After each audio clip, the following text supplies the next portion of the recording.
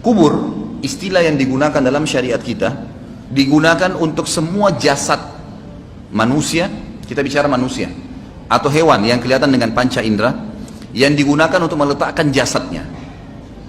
Baik itu tanah, lautan, udara, dimanapun jasad dia wafat pada saat itu, maka berarti itu kuburannya. Seperti contoh begini, bagaimana kalau seandainya sekelompok muslimin naik kapal, perjalanannya jauh, anggaplah sebulan perjalanan, 2 minggu perjalanan atau seminggu perjalanan, mereka berada di tengah-tengah lautan, lalu ada satu kru kapal yang mati. Di mana dikuburkan? Di lautan. Caranya bagaimana? Dia dimandiri, dikafani seperti layaknya jenazah, kemudian ditaruh beban batu di badannya, lalu dicemplungin di lautan. Itu kuburannya. Jadi istilah kubur adalah semua tempat yang akan diletakkan jenazah atau jasad seseorang yang mati. Itu juga termasuk hewan ya. Kalau jin itu kita tidak tahu karena memang tidak dibahas dalam syariat, tapi hewan juga sama. Ya, umumnya hewan itu tidak dikuburkan, kalau dia mati maka biasanya dimangsa oleh hewan-hewan yang lain. Tapi kita bicara luar lingkup manusia lah, lebih kerucut lagi. Maka seperti itu. Sama halnya kalau ada orang naik pesawat, ternyata pesawatnya meledak, kan itu. Potongan jasadnya tidak ditemukan. Allahu alam di angin di sana bagaimana, Allah SWT lebih tahu. Mungkin juga jatuh berserakan di bumi atau mungkin tidak, mungkin habis. Maka sama saja dianggap kuburannya dia di situ. Tetapi kalau ada orang yang meninggal normal di dalam syariat kita, dikuburkan di tanah, dikuburkan di tanah. Yang saya ingin ditiberatkan, pemahaman tentang kata-kata kubur bukan hanya sekedar tanah yang digali kemudian dimasukkan jenazah, gitu kan? Tapi dimanapun orang itu akan ditaruh jasadnya. Kalau tadi dia meledak di atas kapal atau dia ditenggelamkan di lautan, kalau dia meninggal di darat itu tentu tidak boleh kecuali harus dikuburkan.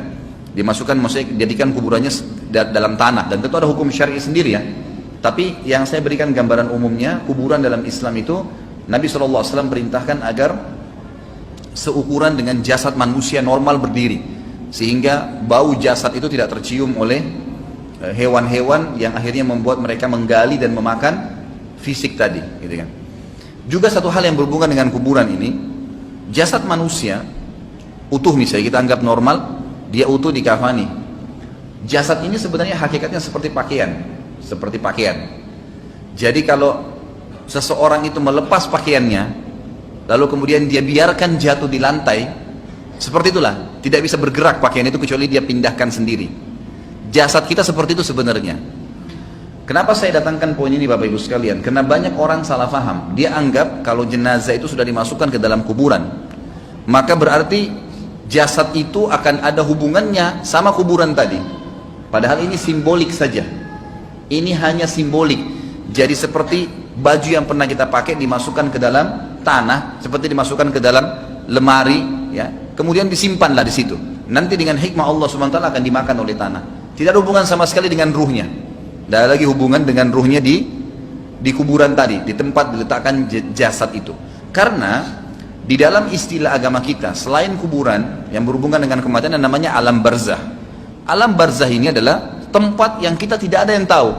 Nabi Muhammad SAW dan para sahabat pun tidak ada yang menukil, tidak ditukil kepada kita di mana itu alam barzah. Kalau bagaimana ada keterangannya, di mana kita tidak tahu. Jadi ruh itu pada saat dia proses dikeluarkan dari jasad manusia, seperti dilepas dari baju, bajunya sudah tergeletak, bajunya oleh Allah disuruh cuci bersih, ditaruh di tempat yang Allah suruh perintahkan. Itulah kuburan, gitu kan?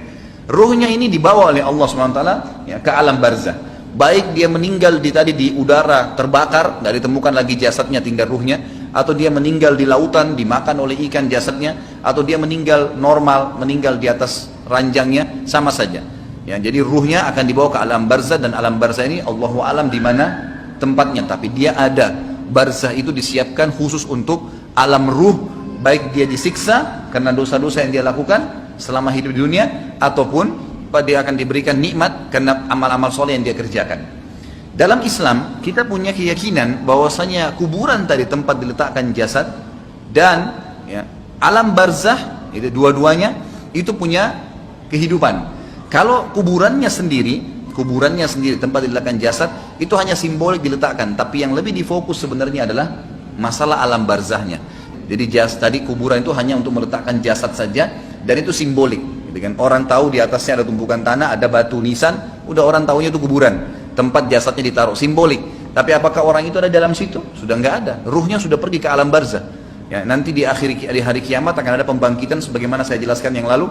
Allah turunkan hujan, lalu menerpah tulang-tulang ekor yang tersisa, kemudian tumbuh dibuat jasad baru, baru ruhnya kembalikan, dibawa dari alam barzah, ditiupkan atau dimasukkan kembali ke dalam jasad yang baru.